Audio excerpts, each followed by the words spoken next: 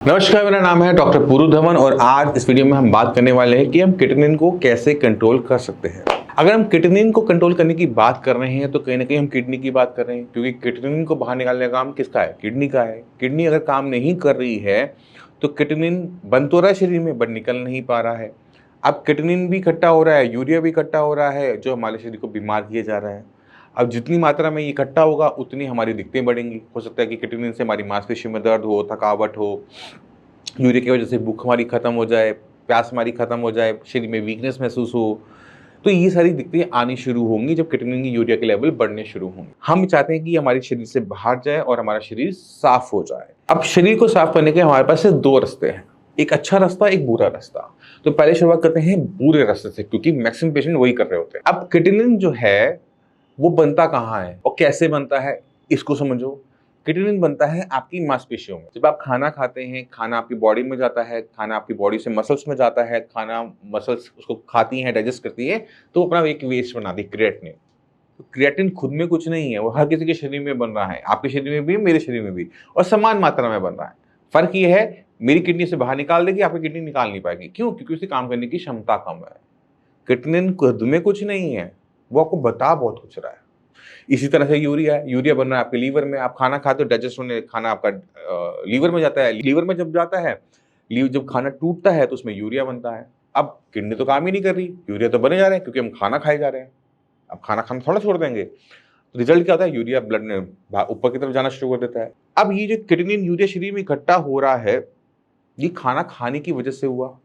अब मैं इसे खाना बंद करके डाउन कर सकता हूँ। अब मैंने शरीर का खाना बंद कर दिया, अब क्या होगा? शरीर में वीकनेस आएगी, कमजोरी आएगी, खून बनना बंद हो जाएगा, दिक्कतें मेरी बढ़नी शुरू हो जाएगी, क्योंकि मैं पूरी जिंदगी खाना तो बंद रख ही नहीं सकता ना। खाना कम कर दूंगा, मैं वीक हो जाऊंगा। अगर मैंने खाना नहीं खाया, मेरी किडनी को खाना नहीं मिला, किडनी जो काम करी थी उसने वो भी छोड़ दिया, तो फाइनली लैंड कहाँ करूंगा? डायलिसिस पे।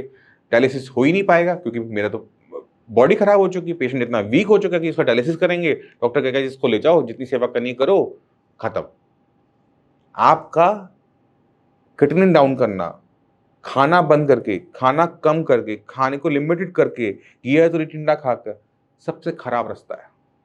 फिर कहूंगा सबसे खराब रास्ता है। किटनिन डाउन होगा और सिर्फ 2 महीने के लिए। 2 महीने वो नीचे जाएगा, तीसरे महीने ऐसे ऊपर की तरफ आएगा, क्योंकि किडनी को खाना भी नहीं मिला 2 महीने में। किडनी के पास जितनी ताकत थी उसने ताकत से काम किया 2 महीने। अब तीसरे महीने कब तक वो काम करेगी? तो तीसरे महीने जब लेवल बढ़ता है, पेशेंट सीधा या तो ऊपर जाता है या सीधा डायलिसिस पे जाता है, कोई दूसरा रास्ता नहीं है। बट 2 महीने खुशी दी जाता है, 2 महीने की खुशी दी जाता है, बट वो बहुत भारी पड़ती है। ये तो हो गया खराब रास्ता। अब सही रास्ता क्या है? आपको ये समझना है कि आपकी किडनी खराब हो रही है। किडनी कहाँ लगी है? शरीर में। अब आपका शरीर में जितनी ताकत है उतनी ताकत किडनी के पास है, क्योंकि किडनी को कोई खाना कोई अलग से थोड़ा मिल रहा है। जो मैं शरीर के लिए खा रहा हूँ वही खाना मेरा जा रहा है मेरी किडनी के पास। अब मुझे इस किडनी को अगर ताकत देनी है, इससे काम करवाना है, अच्छा काम करवाना है, तो ताकत तो देनी पड़ेगी। तो खाना पीने तो मुझे ठीक से रखना है, पर खाने पीने में उन चीजों को नहीं खाना जो किटनिन को बढ़ाती हैं, जो ज्यादा बढ़ाती है उसको नहीं खाना।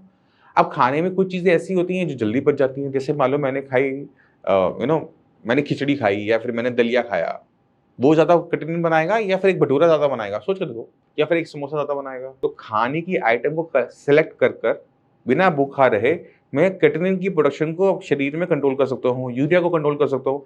क्योंकि एक भटूरे को पचाने के लिए मेरे लीवर को ज्यादा काम करना पड़ेगा, वहीं पर अगर मैं एक रोटी खाता हूँ तो उसे काम कम करना पड़ेगा। यूरिया बनेगा दोनों केस में, बट एक में कम, एक में ज्यादा। इसी तरह से किटनिन के साथ है कि जितना प्रोटीन खाओगे, दालें खाओगे, अंडे खाओगे, नॉनवेज खाओगे, चिकन खा रहे हो, मटन खा रहे हो, फिश खा रहे हो, किटनिन बनता चला जाएगा।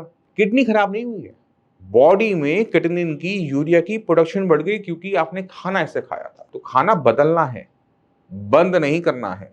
तो पहला बदलाव आपने अपने खाने के अंदर क्या करना है कि प्योर वेजिटेरियन खाने में आपने चले जाना है, प्योर वेजिटेरियन। तो जैसे हमारे जैनी समाज है, उसमें बहुत सारे वो खाने में रिस्ट्रिक्शन लेके चलते हैं। ऑलमोस्ट वही रिस्ट्रिक्शंस एक किडनी पेशेंट में भी लगती है। उन्होंने आलू नहीं खाना, आपका आलू बंद है। वो प्याज भी नहीं खाते, बेटा हम आपको प्याज जरूर दे देते हैं। नॉनवेज वो नहीं खाते, नॉनवेज आपका भी बंद है। तो आप एक तरह से जैनी जो खाना होता है उसको अडॉप्ट करने वाले हो। उनको अगर वीकनेस नहीं आती तो आपको भी वीकनेस नहीं आने वाली। ये बात याद रखना। आपने खाने की अमाउंट का ध्यान रखना है कि आप खाने की अमाउंट को अच्छी मात्रा में लें।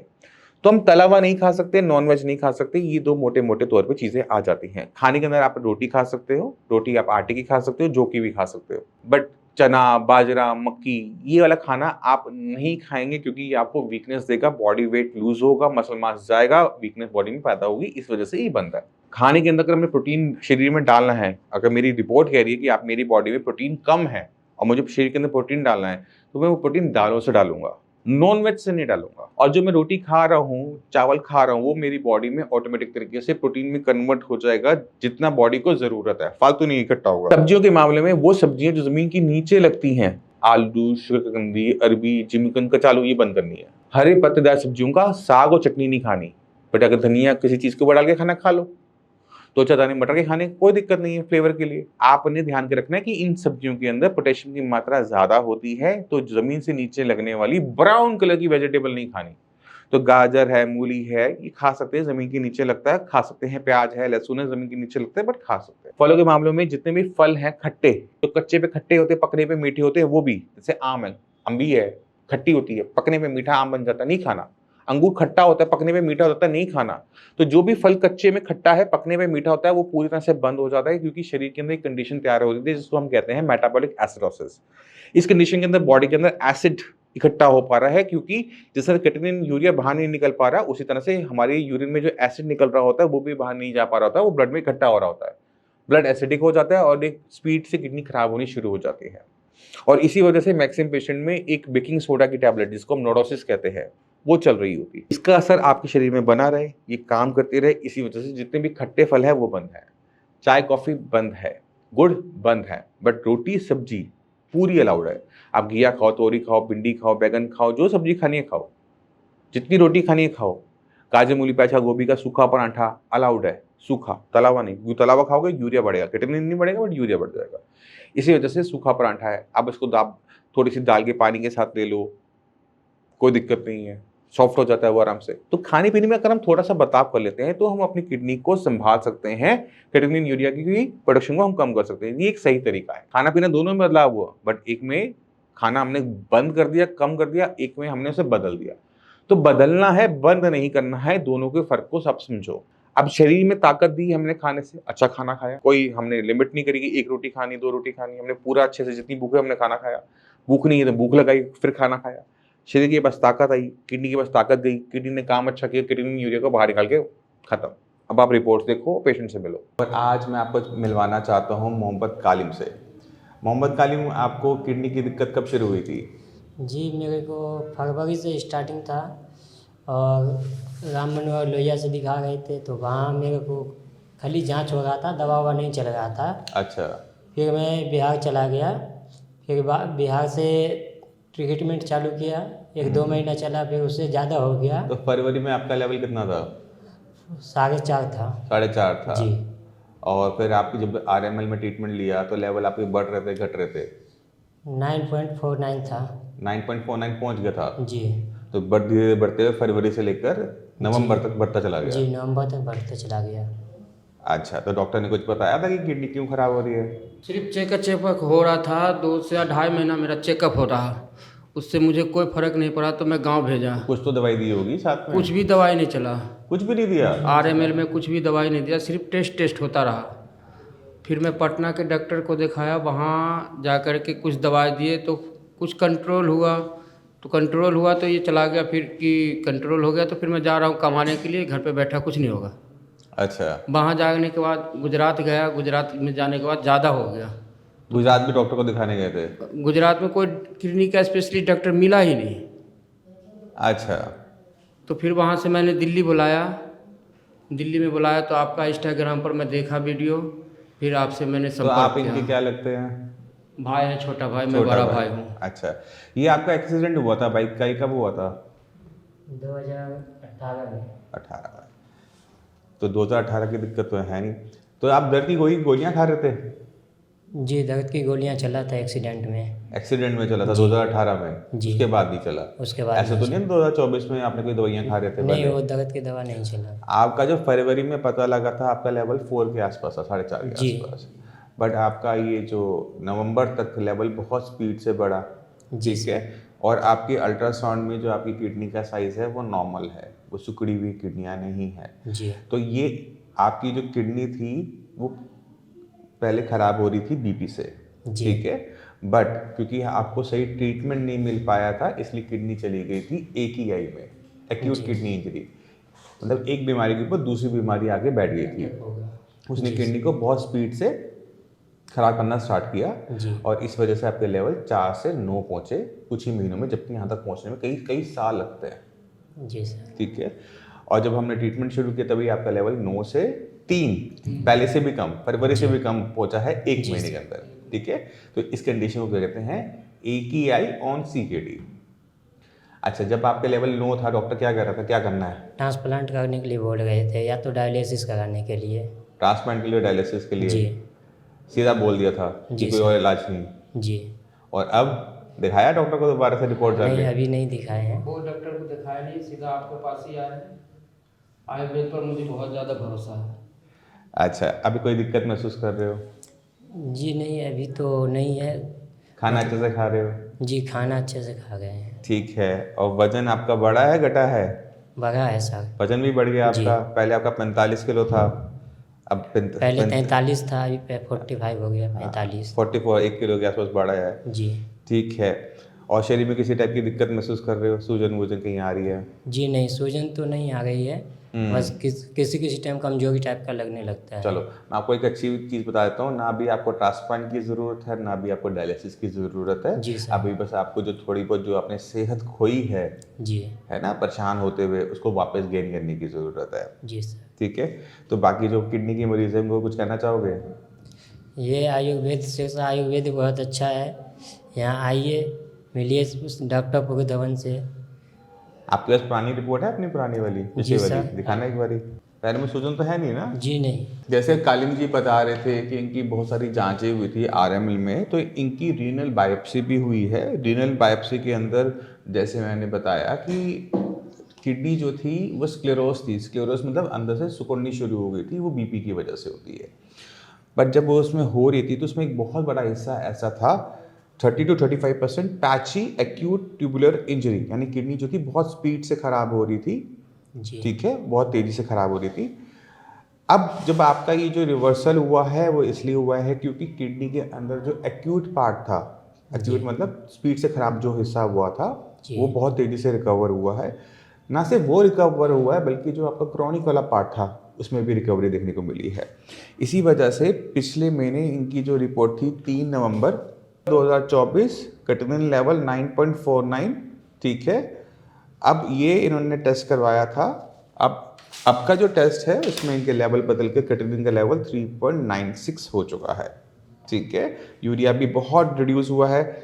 पहले इनका यूरिया था 119, 120 के आसपास था, अब 60, बिल्कुल हाफ हो गया है। तो इतने बड़े बदलाव तब किडनी के अंदर आते हैं जब किडनी के अंदर जो सूजन वाला हिस्सा है वो ज़्यादा हो। अगर किडनी के अंदर हिस्सा मर जाता है तो वो रिकवर नहीं करता है। अगर किडनी के अंदर सूजन बहुत तेज़ी से फैला है तो वो करता है। अभी भी आपका जो संकट है वो पूरी तरह से ख़त्म नहीं हुआ है, इस चीज़ का ध्यान रखिएगा। आपका जो बाइकार्बोनेट लेवल आया है आज, वो बहुत कम आया है।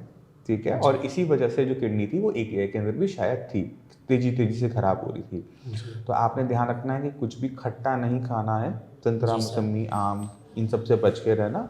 और आपको एक गोली देते हैं हम सोडा की, खून का तेजाब को बुझाने वाली। जी सर। उसकी मात्रा मैं बढ़ा रहा हूँ जिससे आपका जो ब्लड है वो नॉर्मल की तरह हो जाए और किडनी को जो नुकसान ये पहुँचा है वो और भी रिकवर हो जाए।